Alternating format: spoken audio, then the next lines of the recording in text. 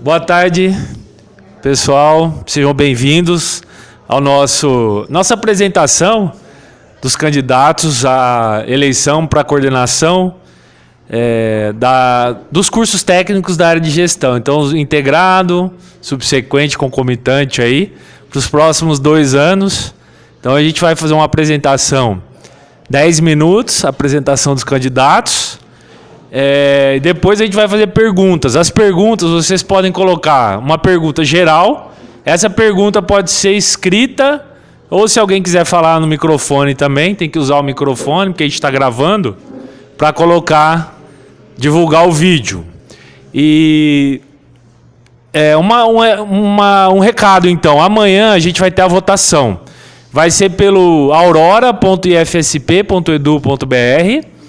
A votação vai ser 24 horas, deve abrir à 00:01 hoje e vai até 23h59 amanhã.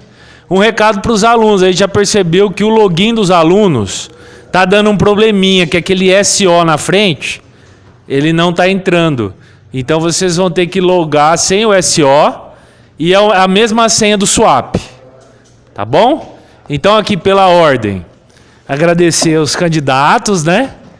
Que compareceram aqui, agradecer a equipe também que está ajudando, a Ana aí, as Anas, né? Todo mundo que está ajudando.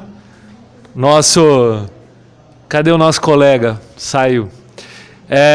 Então, pessoal, pela ordem aqui, Ju, foi feito um sorteio, Ricardo e depois Andresa. Tá bom? Então vamos começar. Ju.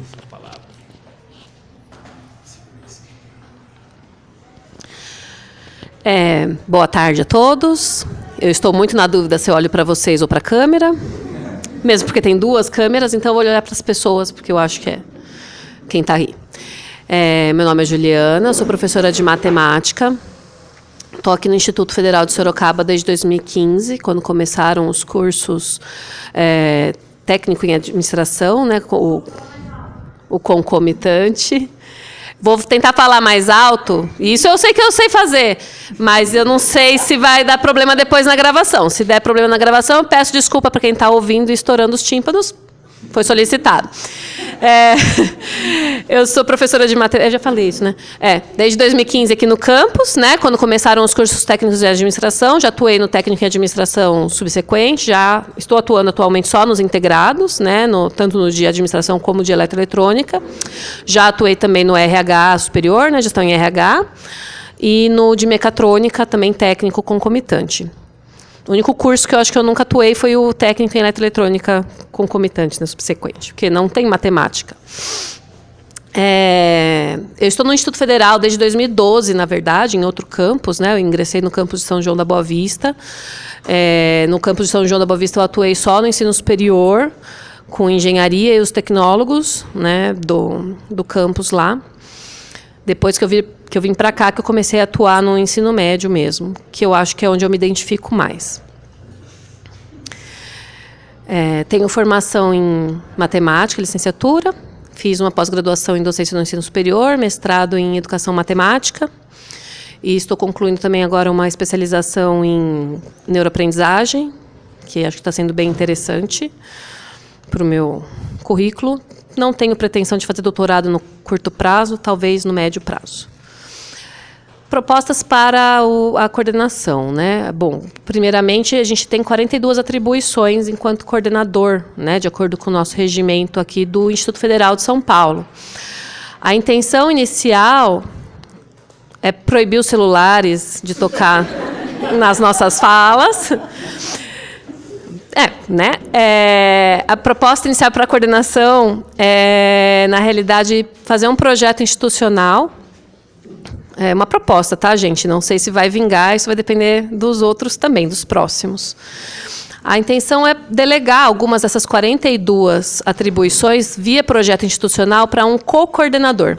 Né? Então, como é muito trabalho mesmo para um coordenador só, e a gente sabe que antigamente tinham mais coordenadores, né? Tinha coordenador para cada curso, tinha coordenador por área, tinha várias coordenações. E com todas as limitações de verba dos FGs, agora a gente tem que espremer mesmo o cargo para poucas pessoas. Então, a intenção é fazer um projeto institucional e aí isso caberia na carga horária de algum outro professor que se interessasse para fazer algumas das funções, as funções mais fáceis, claro, né? Por exemplo, presidir RNA. Tecnicamente, toda a RNA deve ser presidida e secretariada, né? Fazer ata e tudo mais.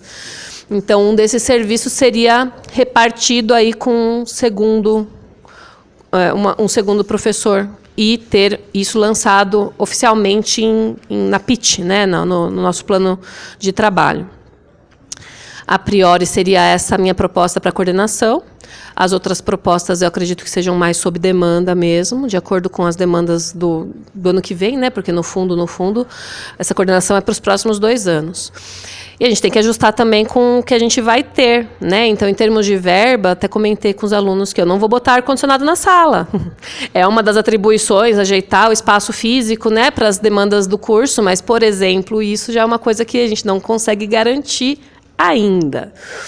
Mas obviamente que será pautado de acordo com a demanda e de acordo com a prioridade. Entre outras coisas também que são das atribuições do coordenador. Tá? Então, as outras propostas seriam sob demanda mesmo a partir do ano que vem, com a nova turma também, né, que vai ter turma nova tanto no técnico integrado como no subsequente, fazer uma avaliação de quais seriam as demandas das novas turmas. Acho que já deu meus 10 minutos. Se não deu também... Eu ainda tenho ou que eu passei? Não, eu vou passar então para o Ricardo, já que acho que as perguntas são depois das apresentações, né? Então, vou passar para o Ricardo por enquanto, para a gente não se delongar muito, tá bom? Obrigada, conto com vocês amanhã. Boa tarde a todos. Meu nome é Ricardo Teixeira, sou professor aqui do Instituto Federal. Completei 1 ano agora, dia 21 de setembro, ou seja, eu sou o mais novo da casa aqui. E minha candidatura para coordenação de curso se deu porque, de acordo com o meu currículo, com o meu perfil, eu, ao analisar, entendi que, de certa forma, eu poderia contribuir de uma maneira satisfatória para a coordenação de curso.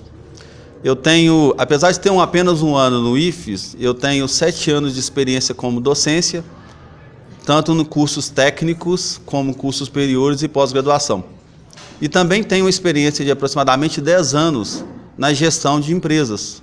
Já trabalhei na rede Ambev durante 9 anos, trabalhei na rede Ford Automóveis durante 5 anos, na rede Ford de caminhões durante 2 anos, na Hyundai Caoa do Brasil durante 1 ano e na Movida Seminovos durante 1 ano e meio. Então, acho que essa experiência pode, de certa forma, contribuir para as atividades aqui da coordenação de curso. E as minhas propostas, eu listei 10 propostas iniciais, porque quando você vai na resolução número 26, de 5/4 de 2016, lá constam 42 atribuições para o coordenador de curso. Eu listei 10 que eu acho que são importantes e elas, quando sendo bem trabalhadas, elas poderão contribuir de uma maneira muito expressiva para que os trabalhos possam serem executados de uma maneira mais efetiva. Então, vamos lá. A primeira, articular os esforços para o bom andamento do curso e dos trabalhos de toda instituição com vista nos objetivos institucionais, observando principalmente o PDI e os PPCs. Quando a gente observa os objetivos institucionais, a gente consegue entender claramente que o IFE ele está voltado para o desenvolvimento educacional da população. Eu acho que isso é muito importante. A segunda, estabelecer boas relações interpessoais com todos os atores institucionais, alunos, professores, técnicos, pais de alunos e também a comunidade externa. O terceiro, coordenar e supervisionar os processos de acompanhamento das práticas educacionais, como componentes curriculares, visitas técnicas, atividades complementares, projetos integradores e também os componentes estruturais. Quando a gente fala de visitas técnicas, gente, uma das minhas propostas é tentar, eu já até expliquei isso na sala de aula, é muito difícil a gente conseguir visitas técnicas, porque depende da abertura de portas das empresas. Mas a ideia é tentar buscar o máximo possível de empresas que fazem essa abertura de visitas técnicas e a gente tentar adaptar o Instituto para a gente tentar colocar vocês diante dessas empresas, porque a gente entende que é uma atitude muito importante para o currículo e para o desenvolvimento de vocês. Ainda, supervisionar a adequação dos espaços acadêmicos. O quinto, propor e acompanhar em conjunto com a direção acadêmica e educacional e da coordenadoria sociopedagógica ações para a gente evitar as evasões, porque a gente ainda tem um número de evasão, e a gente também evitar o número de reprovações. A gente sabe que a reprovação ela é conjunto de um andamento do curso, onde a gente conseguir identificar com antecedência, a gente consegue prever as reprovações dos alunos. E ainda, nortear as ações pelo projeto pedagógico de curso, ou seja, o PPC ele é um bom documento para a gente ser muito bem orientado, para a gente conseguir essa coordenação de curso. É importante a gente observar aos PPCs e observar também o perfil do aluno proposto pelos PPCs. É uma das propostas que eu quero observar também, para a gente que possa chegar ao final do curso com um perfil do egresso bem definido e bem estruturado. Ainda, atender todos os critérios do artigo 19 da Resolução 26, que tem seus 42 competências, focar no atendimento da missão, da visão e dos valores do Instituto Federal. Na sala de aula eu já discuti isso com vocês também. E ainda, para o corpo docente, estruturar e conduzir as RNAs de modo dinâmico, transparente e democrático, dando foco nos assuntos gerais sempre no início das reuniões, aqueles assuntos que são de comum e são fáceis de ser resolvidos, a gente tentar sempre propor no início, e aqueles assuntos mais polêmicos a gente sempre tentar trazer para o final, para a gente tentar elevar a produtividade das nossas reuniões. Ainda, sempre que possível, repassar uma pauta das reuniões a todos os participantes, porque a gente sabe que quando a gente entra numa reunião, conhecendo a pauta e sabendo o que vai ser tratado, eu acho que a reunião se torna mais produtiva. E ainda, participar das reuniões que envolvam a coordenação de cursos, ASEICs, núcleos docentes, colegiados e demais reuniões, dando publicidade às deliberações sempre que for possível. Basicamente, a minha candidatura vai ser pautada nessas 10 propostas e a gente tentar fazer os trabalhos da melhor maneira possível. Tá? Se vocês entenderem que eu sou o candidato ideal para esse cargo, eu conto com o voto de todos vocês. No Aurora, que vai acontecer amanhã, das 0 hora até meia-noite, né?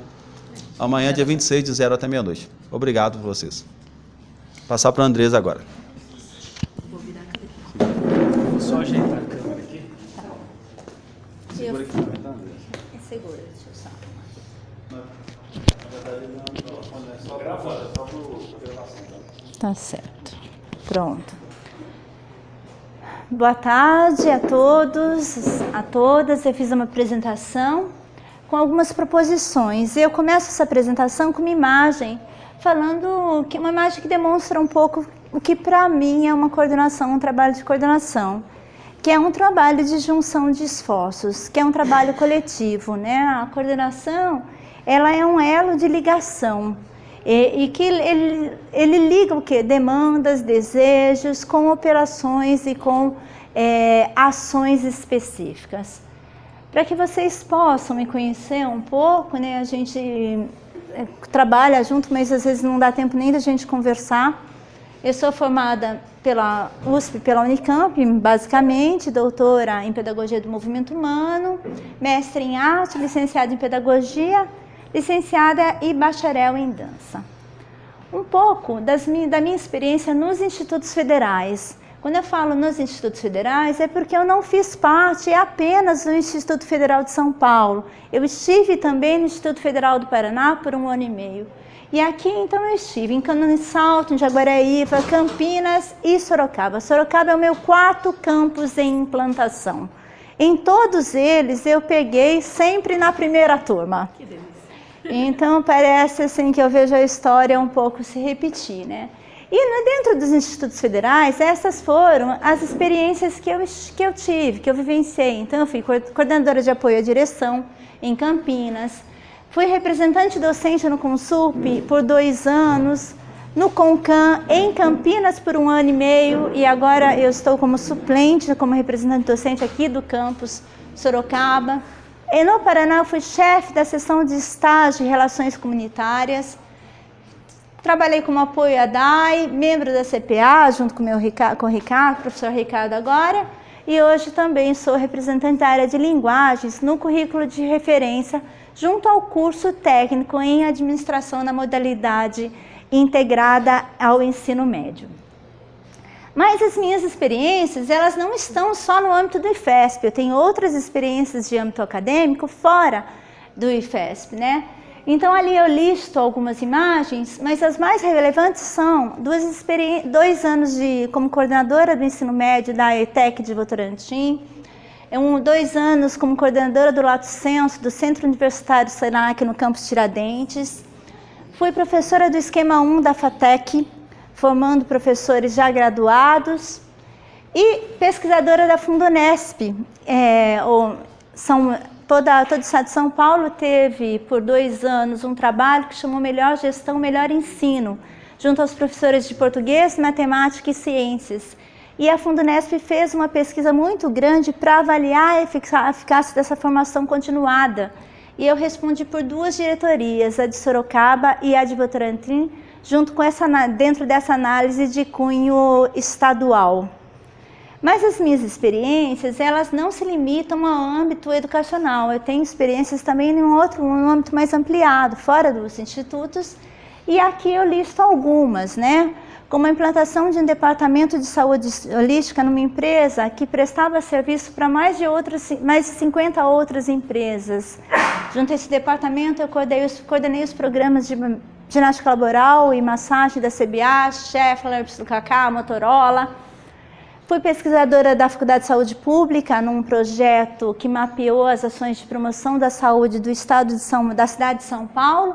E por 5 anos eu atuei dentro de uma clínica multidisciplinar com pessoas portadoras de dores crônicas. Para mim, quem é o coordenador? Né? Qual é o papel desse sujeito? Né? O coordenador é o mediador. Ele é o comunicador, ele é o facilitador, ele é o humanizador, ele é o organizador. É alguém que vai estar ali para dar suporte, para dar sustentáculo, para auxiliar para que as coisas aconteçam, para que as demandas ocorram. Né? O coordenador não faz nada sozinho. Em síntese, ele media essas relações entre estudantes, docentes, pais, famílias, direção, mundo do trabalho, com foco na satisfação de cada um desses sujeitos, com foco no ensino, na qualidade, na manutenção, no aprimoramento do processo de ensino-aprendizagem, na melhoria dos relacionamentos interpessoais, e ele também tem um foco de dar um suporte na empregabilidade, né, nessa relação do curso com o mundo do trabalho. Como nós os 3 já falaram, os nossos 2 já falaram, nossos colegas já falaram, a gente tem uma resolução, que é o regimento dos campos, e ali a gente tem 42 ações distintas para o coordenador. Dentre elas, supervisionar, participar, acompanhar, estruturar e conduzir. Aqui eu fiz uma síntese das atribuições, acho que não dá tempo da gente ler todas elas, mas eu posso estar enviando para todos, né? Receber, avaliar, propor, definir, construir e por aí vai. São muitas demandas para um sujeito só, né? E é uma tarefa bem árdua. Mas aí a gente vem com os nossos desafios e metas para 2020 e para essa gestão em si. Acho que o principal desafio, um dos desafios, é a gente implementar o nosso PDI ou redefinir esse PDI. Se a gente pegar o que a gente tem hoje vigente, a gente teria que estar em 2020 com uma especialização na área de gestão e negócios e com 2 FICs que são relacionados na área de administração. Não sabemos se é isso que a área de administração quer, mas isso tem que estar pautado. É a função só do coordenador de administração, o coordenador? Não só, mas é ele que vai colocar isso em pauta para que o grupo possa discutir e para que ele avalie se isso é pertinente ou não, se isso precisa ser mudado, se isso vai ser implementado, que tipo de condução vai ser dada para isso. Então, um dos desafios que a gente tem é colocar esse PDI em ação, fazer com que ele aconteça ou redefini-lo. Porque aí é uma opinião pessoal, eu não acho que tem que ficar que a área de administração tenha que ter dois proejas fixos. Acho que a gente pode coletivamente repensar e o PDI é algo mutável, né? Um outro desafio é a gente conseguir pensar no Grêmio Estudantil, no fortalecimento dessa atuação dos nossos estudantes, fortalecimento dessa coletividade para que eles possam ter mais voz e exercer a sua democracia. Pensar nessa questão não só da empregabilidade deles no mercado de administração, mas especialmente nos cursos médios integrados, nos integrados, pensar que eles precisam entender quais são as suas potencialidades. Eles vão fazer Enem e o que eles gostam, o que eles deixam de gostar, para onde eles querem ir. Para isso eles precisam conhecer qual é este mundo do trabalho, quais são os cursos existentes em nível superior, o que eles podem fazer com o diploma que eles estão recebendo.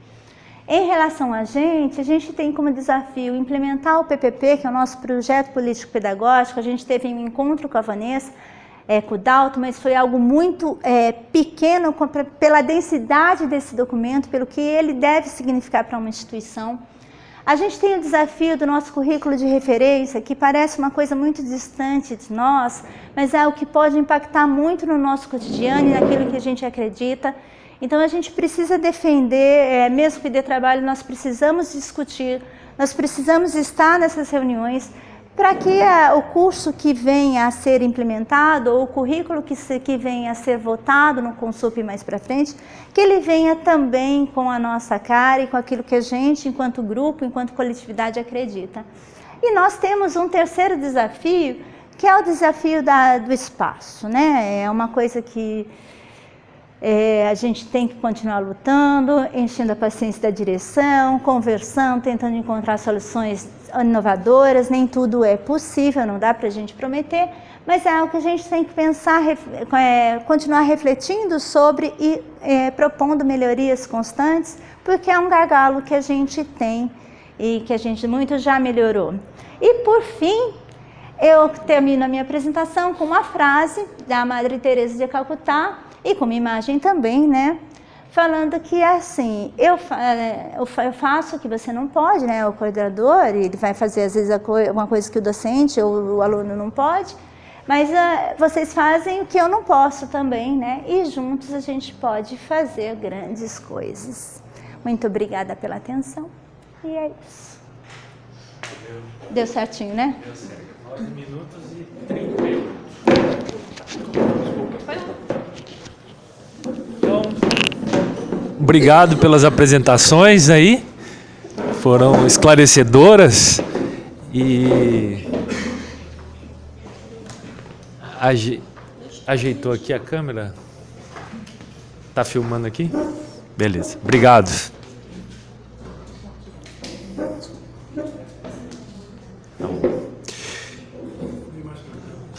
Agradecemos então aí os colegas pelas apresentações e a gente vai abrir então para as perguntas, os questionamentos. Se o pessoal já tem algum questionamento, alguma dúvida com relação às apresentações, o que não foi abordado. Alguém? Eu tenho algumas dúvidas. Fala aqui, André, por favor. Só sai aí. Não sai. Quero saber a opinião dos três sobre 3 temas. Podem, fique à vontade. Segure. 3 temas. Reforma do ensino médio. O que vocês pensam sobre a reforma do ensino médio? Se são favoráveis ou não. Escola sem partido. E definir, na concepção de vocês, o que é uma gestão democrática. Só isso. Pode começar pela Ju? Reforma do ensino médio, escola sem partido e gestão democrática. Quero a concepção. Posso começar. Eu tentarei ser breve para não... Então, reforma do ensino médio. Bom, sobre a reforma do ensino médio, do jeito que ela foi proposta, não concordo, tenho que ter muito mais debate, principalmente do ponto de vista democrático, e principalmente com pessoas que são da área da educação, né, que eu acho que o que a gente vê hoje, do ponto de vista político, né, do MEC mesmo, é que eles enfiaram gente que não é da área da educação para falar de educação. Então, não, tem que ser dialogado com as pessoas próprias, com as pessoas competentes da área. O segundo era Escola Sem Partido ou o terceiro que é Escola Sem Partido? Escola Sem Partido, pelo nome parece muito bonito. O projeto em si da Escola Sem Partido, o projeto oficial que foi proposto, não é sem partido, né? Ele tem partido, ele só não deixa claro o nome, mas não existe ideologia, não existe escola sem ideologia, como diz Paulo Freire. Você só tem que ver se a sua ideologia é inclusiva ou exclusiva. Né? E eu acredito que a Escola Sem Partido, ele, na verdade, é uma censura, né? A pluralidade de ideias, e não faz sentido o projeto Escola Sem Partido, não a escola não ter partido. Né? Também não acho que tem que ser feito propaganda partidária dentro de uma escola, mas discussão política precisa ser feita dentro da escola. A escola é para isso, né? É para criar cidadãos, e como que a gente vai ser cidadão se a gente não tiver política? E o terceiro? Gestão democrática, bom, cada um seguindo a sua atribuição, né? Então, quando você tem uma gestão democrática, claro, você não vai atropelar o papel de ninguém, mas você tem que ter o feedback da comunidade, dentro, claro, do que pauta a lei. Todos os nossos projetos, né, projeto político-pedagógico, PDI, todos os documentos institucionais, eles passam por um processo de debate com a comunidade acadêmica. A gestão democrática vai exatamente incluir esse debate para todos, né? O que muitas vezes acontece é a gente separa em comissões, porque a gente sabe que não vai ser todo mundo que vai ter tempo de ler todos os documentos, né? E muitas vezes vai se excluir, a própria pessoa vai se excluir de um debate por não ter tempo. Porém, tem que ser pautado exatamente por isso, né? As comissões estão aí para isso, para a gente poder, cada um, dar o seu papel, sua opinião, e sempre perante a lei, ou até mesmo questionando leis e normativas que descem muitas vezes goela abaixo para a gente, que vem do MEC para cá. E aí, como é que faz? Qual que é a gestão democrática, né? A gestão democrática começa aqui dentro do Instituto ou ela vai antes do Instituto? Então, é complicado de falar de gestão democrática quando o que dão para a gente já não chega democrático, né? Mas, sim, a ideia é democracia, todos tendo a mesma voz. Saúde. Não todos tendo a mesma voz, tendo o mesmo peso de voz. Não sei se eu consegui responder, mas é isso que veio agora. Muito bem. Um para cada. Ai, que beleza. Bom, pessoal, em relação à reforma do ensino, quando eu me tornei professor relativamente velho, e quando eu deparei com um grupo de estudantes da idade que nós trabalhamos hoje, eu vi a diferença do comportamento do aluno da minha época para a época atual. Eu acho que essa reforma do ensino ela tem que ser constante, mas a maneira com que foi proposta pelo último governo, ela é equivocada, e ela é muito equivocada, porque, conforme a professora Gil falou, eu acho que nós temos grandes nomes no Brasil hoje que podem propor uma excelente reforma do ensino, mas que essas pessoas foram deixadas de lado e colocadas pessoas que, de certa forma, têm uma visão totalmente politizada por um lado da política e esquecendo do que realmente é necessário. Eu sou a favor da reforma do ensino, mas uma reforma que seja pautada em pessoas que realmente conhecem do assunto e que possam projetar isso para um futuro. Em relação, o segundo é? Escola Sem Partido. Ah, tá. Escola Sem Partido. Escola Sem Partido é um tema muito polêmico que foi discutido anteriormente, mas eu falo o seguinte, eu sou contra também a imposição que foi colocada pelo último governo da Escola Sem Partido. Eu acho que uma escola não pode ser um ambiente partidário, ela não pode ser denominar uma bandeira partidária, aquela bandeira ser seguida dentro da escola. Isso eu sou contra, porque isso, na verdade, nós estamos ferindo o caráter democrático. Mas eu acho que toda questão política e social, ela deve sim ser discutida dentro da sala de aula. Por quê? A proposta que foi feita pelo governo anterior era que tirasse a questão, a discussão partidária dentro da sala de aula, mas que ficasse, de certa forma, a ideologia que eles quisessem implantar. Então, dessa maneira, eu sou contra. E, em relação à última, é sobre gestão democrática. Tá. O que eu penso de gestão democrática? Quando a gente fala em democracia, é um termo muito bonito, e as pessoas pregam democracia. Mas quando você vai na prática, a gente consegue perceber que muitas pessoas se declaram democráticas e agem de uma maneira, de certa forma, não democrática. Eu penso que, dentro de uma gestão de coordenação, a gente tem que ter uma liderança situacional. O que é liderança situacional? A cada momento, nós vamos deparar com situações diferentes. Nós vamos lidar com diversos atores dentro de um mesmo ambiente.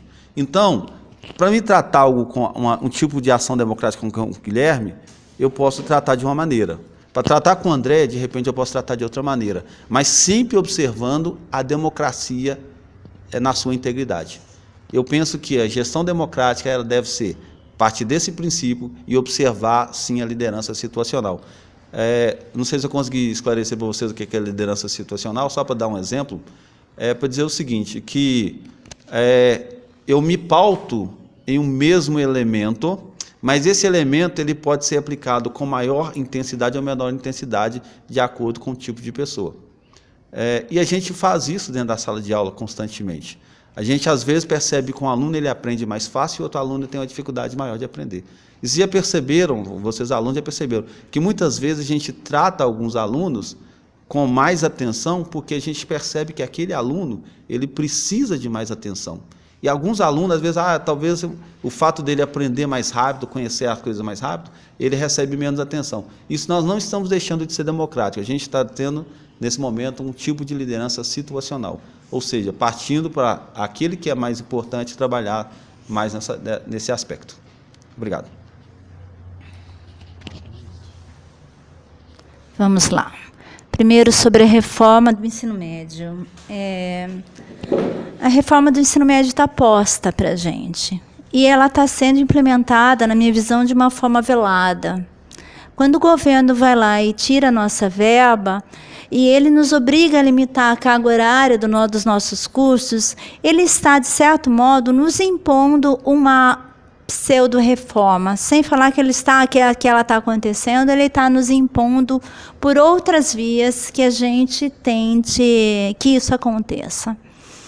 A gente tem que resistir a essa reforma e não só o modo como ela foi nos enfiada goela abaixo, mas também as estratégias políticas que estão nos infringindo, de modo que a gente, de uma forma indireta, implemente ideais que não são nossos.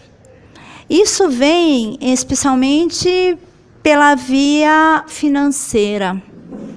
Acho que é o principal gargalo que nos faz hoje ter que repensar um currículo de referência, que nos faz hoje ter que limitar a carga horária de um curso, especialmente do ensino médio e dos técnicos, limitar a 5%, para que a gente possa se sustentar. Mas aí a gente tem que pensar como que a gente consegue encontrar estratégias tão inteligentes como as que nos estão sendo impostas para que a gente possa resistir. Eu não acho que a gente tenha que implantar a todo custo aquilo que está posto. A gente tem que resistir, sim, o máximo que a gente puder e manter a qualidade pela qual o Instituto Federal ele é concebido, pelo qual ele é reconhecido, e do nosso trabalho também. A gente escolheu estar aqui no Instituto Federal porque a gente tinha liberdade até em criar os cursos que a gente ia implantar. Então, assim, às vezes é muito difícil estar ali no currículo de referência e pensar que em conteúdos similares para todos os cursos de administração, como se cada curso ou cada agrupamento de sujeitos não tivesse uma especificidade de saberes, não houvesse uma característica regional ou outra coisa, ou pensar numa grade comum para esses cursos com cargas horárias pseudo-específicas ou pseudo-limitadas. Então, eu acho que a gente está, com relação à reforma do ensino médio, num período de busca de estratégias e resistência. Estou atrasada. O segundo tópico é em relação à escola sem partido. A escola tem partido. Essa é a minha concepção. Porque a gente fala de política o tempo todo. A gente fala de estruturas políticas o tempo todo e a gente vivencia a política no nosso dia a dia. A gente pode não se colocar a favor ou contra determinado político, mas você não tem como se posicionar, dar sua aula sem você deixar sair aquilo que você acredita, enquanto um sujeito que pensa, que age, que tem as suas concepções. Nós temos liberdade de cátedra e a única coisa que eu acho que a gente tem que ter cuidado de sempre expor as múltiplas facetas das situações vivenciadas. E com relação à gestão democrática, ela é uma das pautas, um dos tópicos da própria legislação da LDB, né, da nossa Lei de Diretrizes e Bases. Ela está lá, ela sim é algo que tem que ser seguida. E gestão democrática, ela é feita na medida que a gente ouve, que a gente vota, que a gente exerce um processo na qual não é a voz de um sujeito que o sujeito, uma pessoa manda e o outro executa, mas que as coisas são discutidas, são dialogadas, são conversadas e são decididas coletivamente. Acho que é isso, já ultrapassei muito meu tempo. Tá ótimo. Obrigado aos candidatos.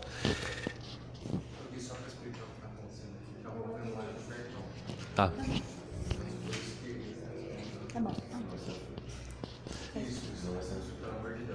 Mais alguma pergunta, pessoal? Bento, perguntas, Bento? Não? Tranquilo? Dalto? Mais alguém? Não? Tranquilo? Tá bom?